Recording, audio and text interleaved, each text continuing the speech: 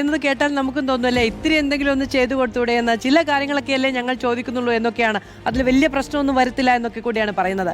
നമുക്ക് നിലവിൽ വരുത്താവുന്ന മോഡിഫിക്കേഷൻ എന്തൊക്കെയാണ് എന്ന് നോക്കാം. നമുക്ക് അതുമായി ബന്ധപ്പെട്ട വിവരങ്ങൾ കൂടി നമ്മുടെ സ്ക്രീനിലേക്ക് വരികയാണ്. നിലവിൽ വരുത്താൻ അനുമതിയുള്ള മോഡിഫിക്കേഷനുകൾ എന്തൊക്കെയാണ് എന്ന് നോക്കാം. ഒന്നാമത്തേതാണ് ഈ ടോ ഹുക്കുകൾ പിടിപ്പിക്കണം എന്നുള്ളതാണ് ഒരു ആവശ്യം. അത് നമുക്ക് ചെയ്യാൻ കഴിയും എന്നുള്ളതാണ്. യാതൊരു തരത്തിലും അപകടകരമാകുന്ന സാഹചര്യം ഉണ്ടാകില്ല എന്നുള്ളത് കൊണ്ടാണ് അതിന് അനുമതി കിട്ടിയത്. സ്റ്റൈലായിട്ട് ടോ ഹുക്കൊക്കെ വെച്ച് കൊണ്ടുപോകുന്ന ആളുകളെ നമുക്കിനി അപ്പോൾ നിരത്തിൽ കാണാൻ കഴിയുമെന്നുള്ളതാണ്. രണ്ടാമത്തേതും വലിയ ഉപദ്രവമില്ലാത്ത കുറച്ചൊരു ഒരു സ്റ്റേറ്റ്മെന്റ് ഒക്കെ നൽകാൻ കഴിയുന്ന കുറച്ചുകൂടി സ്റ്റൈലിഷായി വണ്ടി കൊണ്ടു നടക്കാൻ കഴിയുന്ന ഒന്നാണ് ബോഡി സ്റ്റിക്കറുകൾ.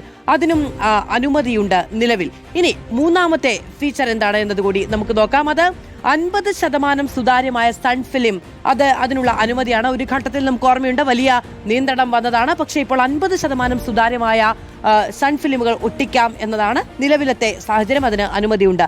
നാലാമത്തേതാണ് interior ambient lighting. നമുക്ക് വാഹനത്തിലൊക്കെ ഇരിക്കുമ്പോൾ കുറച്ചൊരു നല്ല ആംബിയൻസ് ഒക്കെ ഉണ്ടാക്കുന്ന തരത്തിലുള്ള ലൈറ്റിംഗ് ഉള്ളിലും കൂടി നമുക്കിവിടെ ഇങ്ങനെ കാണാൻ കഴിയും. ഇതാണ് ആംബിയൻ ലൈറ്റിംഗ്. അപ്പോൾ അതിനുള്ള സാഹചര്യം കൂടി ഉണ്ടാകുന്നുണ്ട്. ഇപ്പോൾ അനുമതിയുമുണ്ട്. പക്ഷേ വലിയ ബുദ്ധിമുട്ടില്ലാത്ത തരത്തിൽ വേണമെന്ന നിർദ്ദേശമുണ്ട്.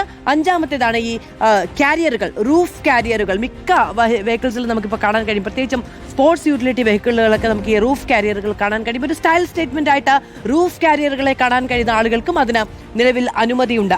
ആറാമത്തേത് പ്രധാനപ്പെട്ട ഒരു കാര്യമാണ്. അത് ടയർ പ്രഷർ മോണിറ്ററിംഗ് സിസ്റ്റമാണ്. ടയർ പ്രഷർ മോണിറ്ററിംഗ് സിസ്റ്റം കൂടി ഉൾപ്പെടുത്താനുള്ള അനുമതിയുണ്ട്. പക്ഷെ നമ്മൾ സ്വാഭാവികമായും ഈ ഭാഗത്തേക്ക് വരുമ്പോൾ എന്താണ് വിചാരിക്കുക, അത് ഈ അലോയ് വീലുകളുമായി ബന്ധപ്പെട്ടും ടയറിന്റെ വലിപ്പം വർദ്ധിപ്പിക്കുന്നതുമായി ബന്ധപ്പെട്ട അനുമതിയൊക്കെയാണ് ജെൻസികൾക്കും ഒക്കെ വേണ്ട, പൂക്കികൾക്കും ഒക്കെ വേണ്ടത്.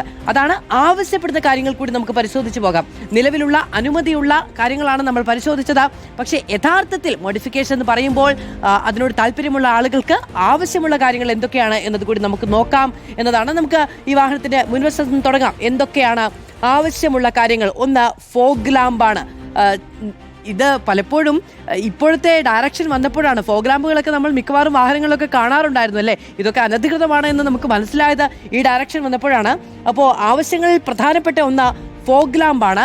രണ്ടാമത്തേതാണ് നമ്മൾ നേരത്തെ പറഞ്ഞ ഒന്ന്, ടയർ സൈസ് വർദ്ധിപ്പിക്കൽ എന്നുള്ളതാണ്.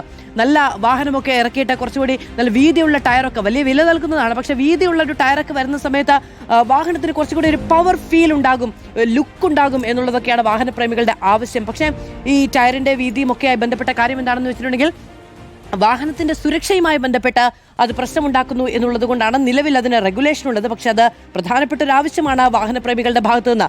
മൂന്നാമത്തേത് അത് ഹോൺ ശബ്ദം മാറ്റൽ എന്നുള്ളതാണ്. ഓരോ വാഹനത്തിനും അത് വരുമ്പോൾ തന്നെ ഒരു ഹോൺ ഉണ്ട്. പലരും അത് മാറ്റാറുമുണ്ട്.